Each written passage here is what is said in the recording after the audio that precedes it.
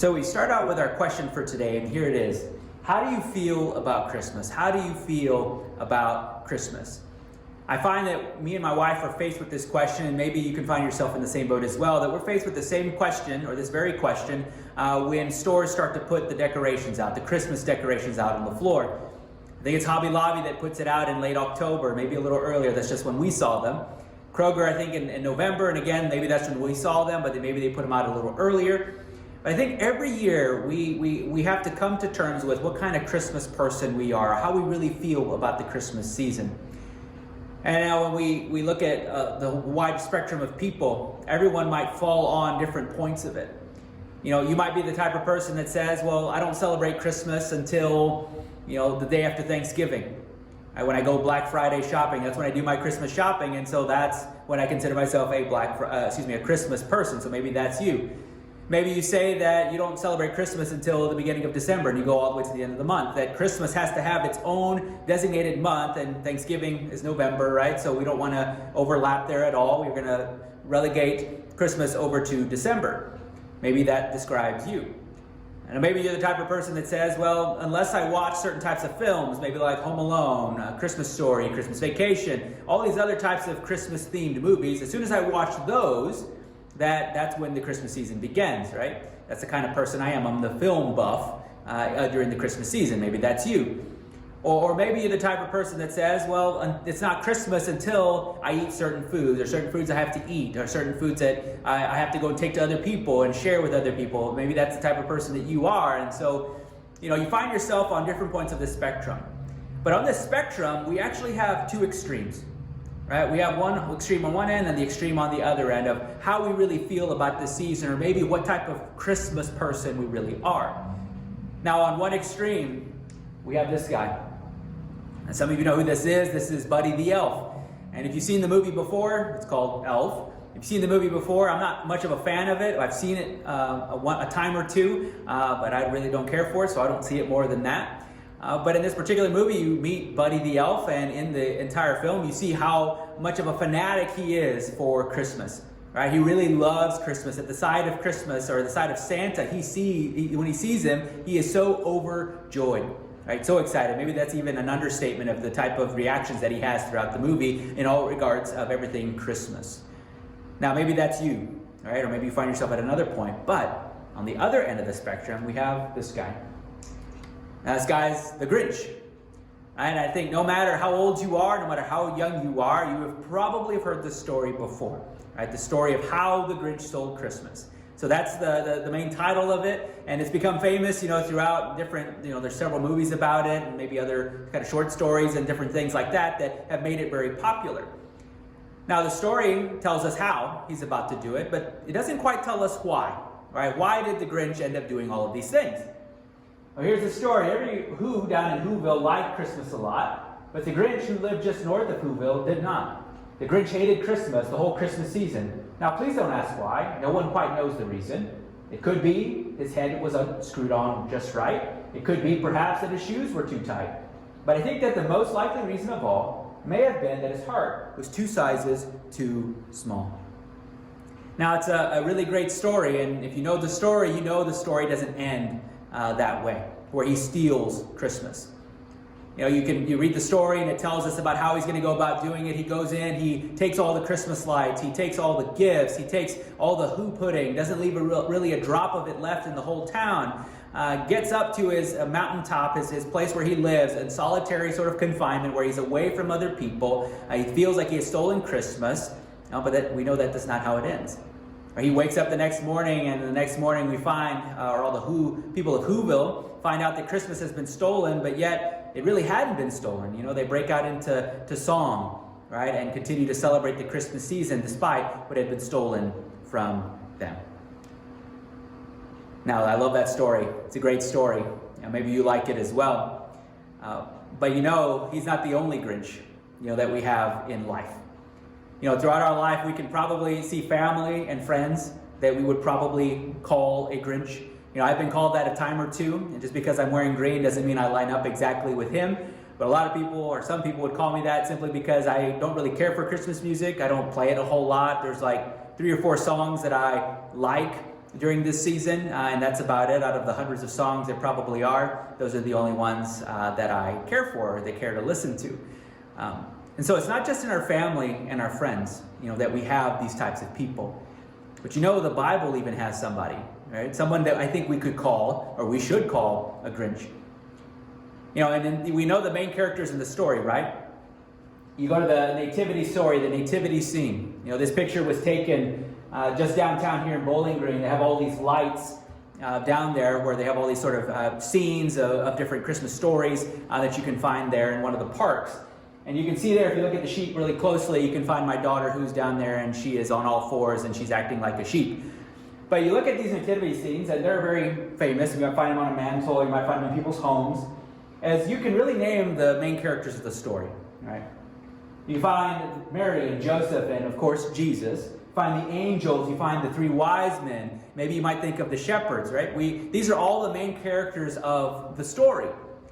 But there's a little known character, and even though the Bible, especially in Matthew's account, it gives a great deal towards this character, this man named King Herod. Now, King Herod is not the kind of guy that you would put in a nativity scene like this, right? This doesn't spark hope in anybody's life. You're not going to put him on a Christmas card. You're not going to make a Hallmark Christmas movie about him where maybe he finds love later in life. You're not going to find anything like that. Because Herod was not a great man to begin with. When we read about his story, and that's what we're going to read about today, is that we find that Herod was actually a pretty disturbed man. He was a pretty crazy man. He was the man who killed his own wife. He killed 3 of his sons. And on the day of his death, when he's dying there, and he knew that not a lot of people liked him, that he actually had a lot of people executed on his death day, on his deathbed, so that there'd be some kind of mourning, right? And in a sense, sort of taking it for himself, that this mourning was all for him. But this is the same guy who, in the account that we're reading today, who called for the death of every child in Bethlehem, every male child in Bethlehem under the age of 2.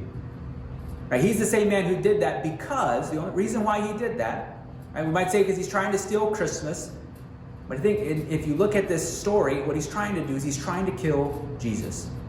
He sees this baby, or hears about this baby who has been born King of the Jews. And he could only feel threatened, knowing that his power is probably going to only be for a short time. Right? He can't stand the fact of some other king coming to power and coming to take his place. Because he himself knew he was not the rightful king of the Jews. And so now this rightful king is coming in, and he's going to take the throne. He's going to take his place. But he can only feel threatened by it. He can only feel disturbed by it.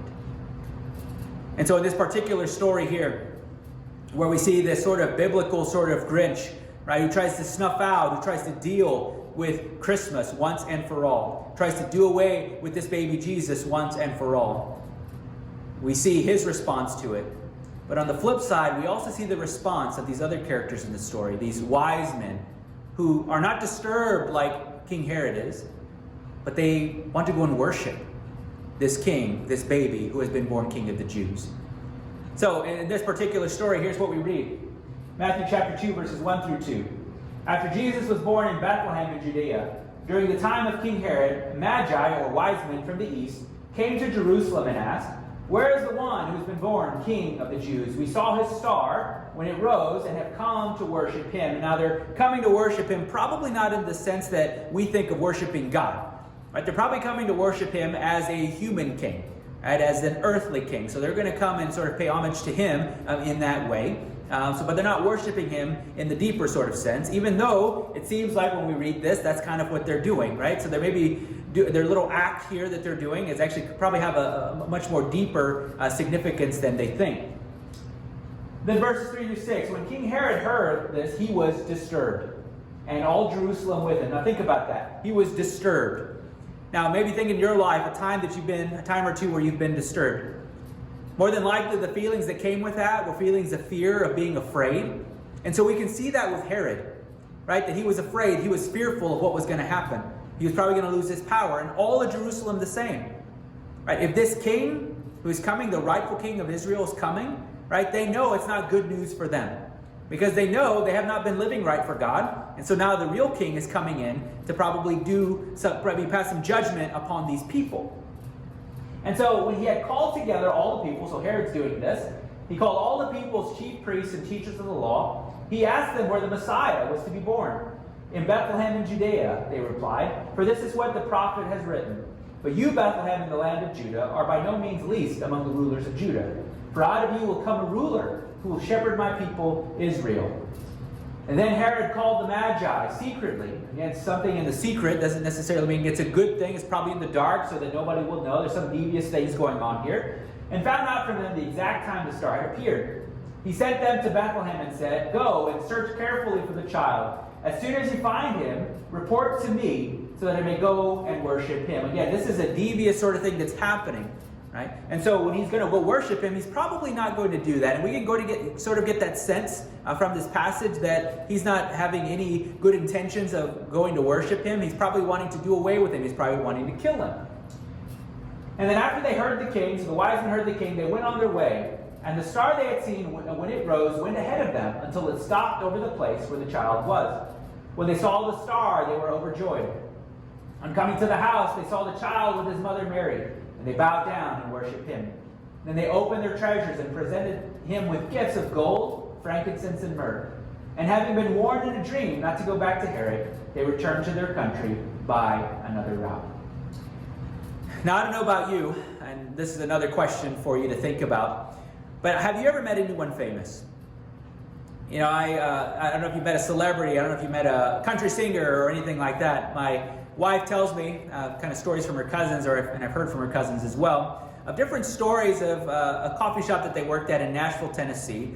And in this particular coffee shop, a lot of famous singers would come in, and obviously they're working there. They wouldn't be so fanatical whenever these people come in. They're not trying to take pictures. They just act like these people are normal human beings, but they treat them with respect.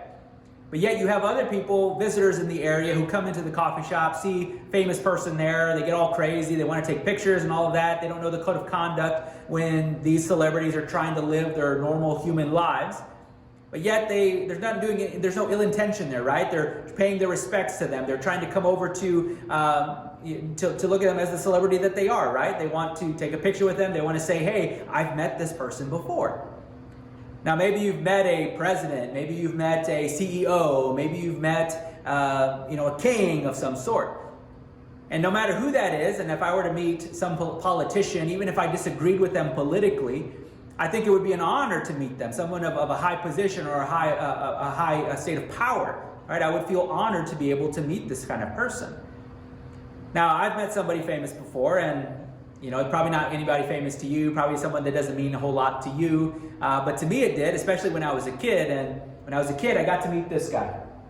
This guy that's sitting on the ground. And I tried to find the least creepiest picture that I could find of this guy. And if you know who this is, growing up, he was one of the top, for me at least, the top wrestlers that was there. And I think he's still wrestling or something. I'm not a fan anymore. But this guy, he's called The Undertaker.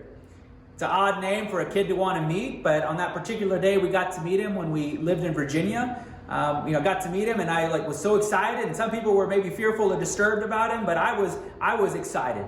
I talked about it all day, and even for that year following that, I talked about it all the time. And I thought my mom might have a picture of me meeting him, but you don't get the joy of seeing me as a child. But we met him, and it was just such an exciting thing. There's kids today who love wrestling, and when I hear about their interest in that, and I tell them I met The Undertaker, they're like, wow, that's the coolest thing I've ever heard. That's so awesome. Now, maybe it doesn't say much about it. Maybe it doesn't say much about me at all. Maybe I just have the same interests as kids or something these days. But I got to meet this guy, and bonus points if you know the guy behind him. You can maybe text me or email me or whatever about who you think that is. But I got to meet him, and I was so excited. And now when we meet these types of people, right, when we meet famous people, right, people in high positions or high power, we show them respect. We want to meet them. Even if it was someone you weren't really excited to see, right, you would still count it as maybe an honor that you got to meet someone. You would share it with other people and say, hey, I got to meet this person. You see, when we come to the story today, when the story that we've just read, right, we see these three main characters, or two groups of people, I should say. We have Herod, and we have the three wise men. Each of them, knowing about this baby Jesus, And he's been talked about through all of the Old Testament. Sort of famous in his own right. And they both have very different responses to this king. We know the Magi, the wise men, they want to go worship him. But we have this king, Herod, who can feel nothing but disturbed, feel fear, and feel afraid of this king who has come. And because he knows what this means.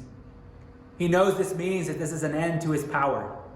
He knows that this means that the rightful king is now coming in to take his own place.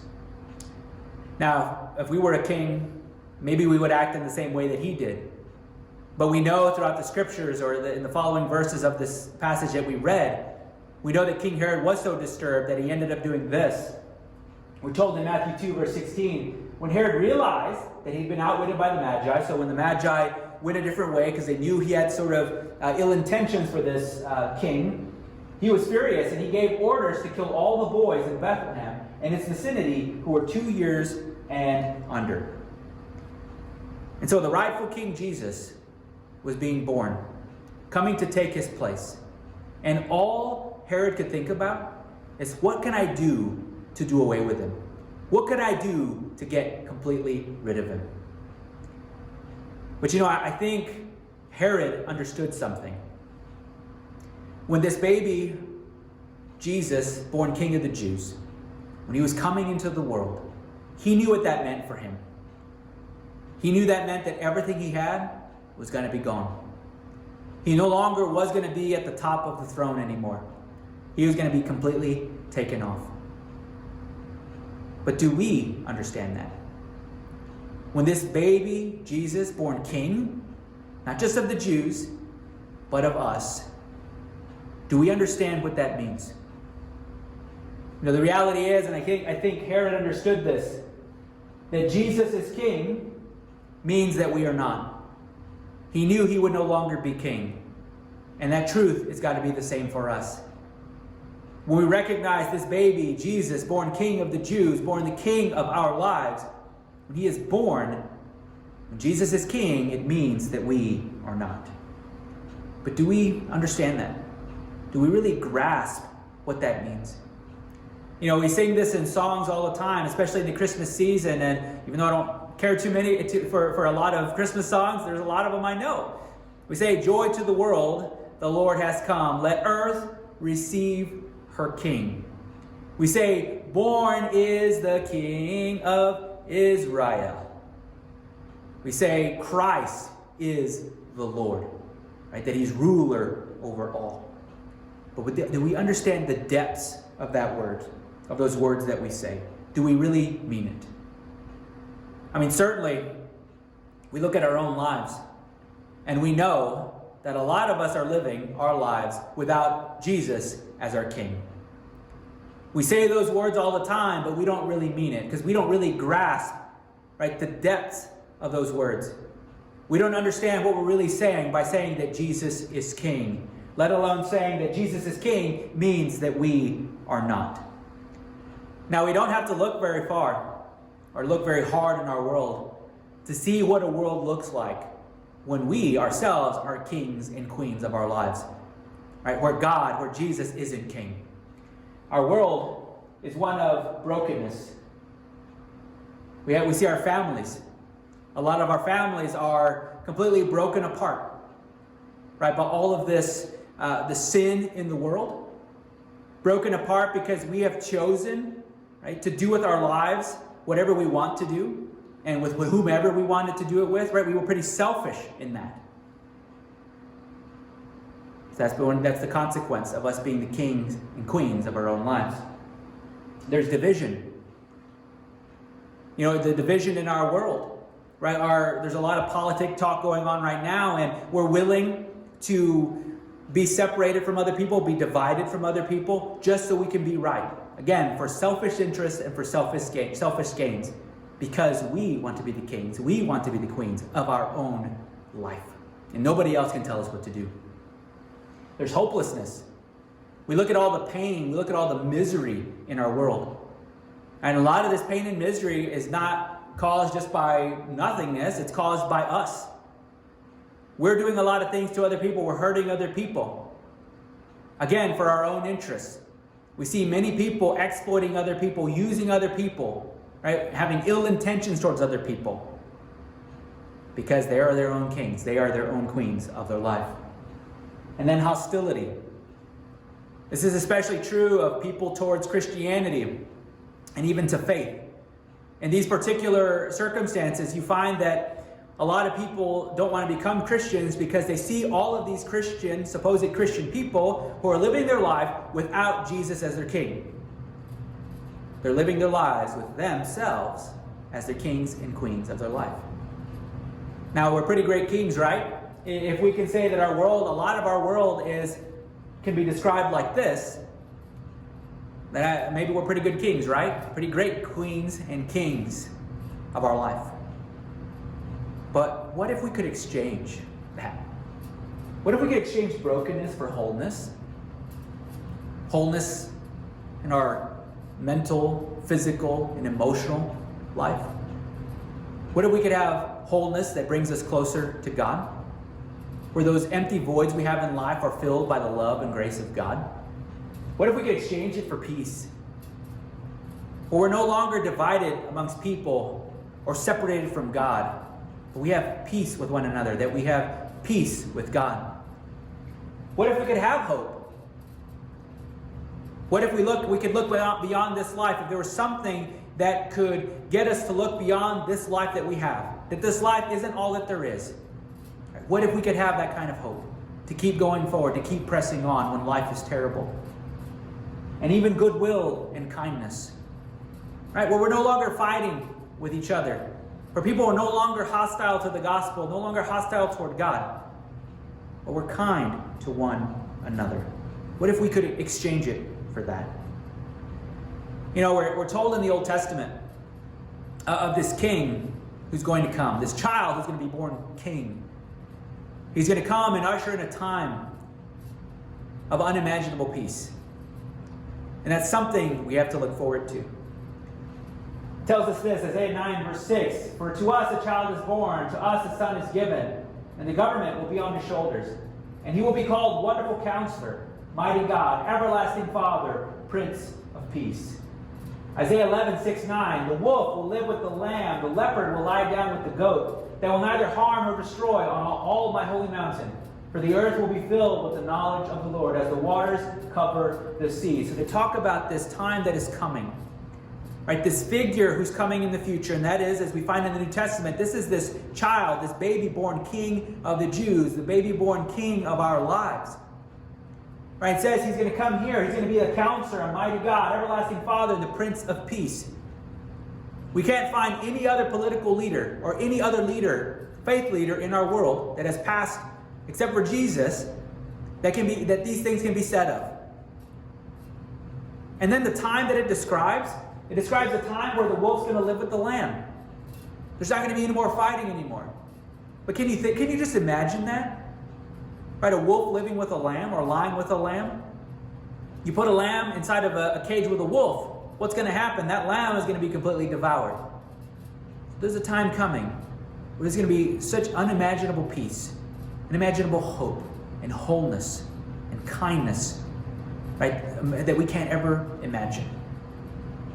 And then even we come back to the Christmas story, go to another book, the book of Luke. And in there, the angel tells Mary, Jesus' mother, he tells her this: you will conceive and give birth to a son, and you are to call him Jesus. He will be great and will be called the Son of the Most High. The Lord God will give him the throne of his father David, and he will reign over Jacob's descendants forever. His kingdom will never end. You look at all the kingdoms that have come and gone in our world. You think of the Roman Empire, you think of Greece, or the Greeks, you think of the Soviet Union, you think of Nazi Germany. All these things have risen to power and have quickly gone away. They're no more. Right? Maybe you might find remnants of what they were, right? But they are no more in our time. But we're told that this king, when he comes, he's going to bring about a time, right, that we can't even imagine, a time of peace. And that's something we have to hold on to, a hope that we have. Because we don't see that now. So long as we look at our world and we are the kings and queens of our lives, right? It's going to be broken.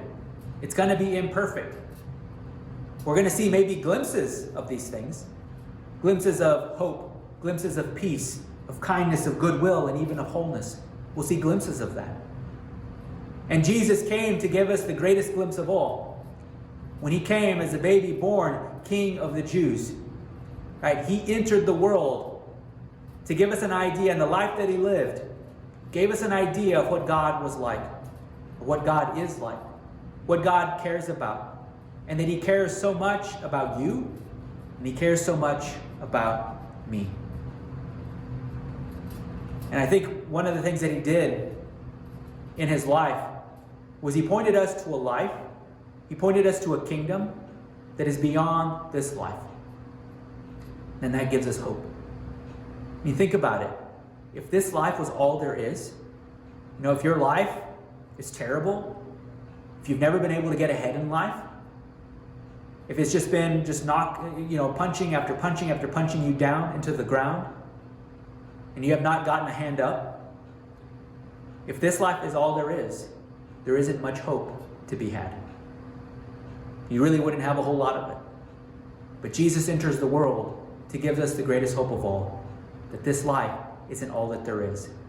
There's a time coming, and when this king is going to come back. So he comes in as this king, as a baby born king of the Jews, lives his life, he dies on the cross, risen from the dead, and goes and sits at the right hand of God the Father and says, I am coming back soon. I am coming back again. And I'm coming back as a king who's going to bring peace, who's going to bring kindness and love, who's going to bring hope, who's going to be the fulfillment of that hope, and is going to bring wholeness to our lives.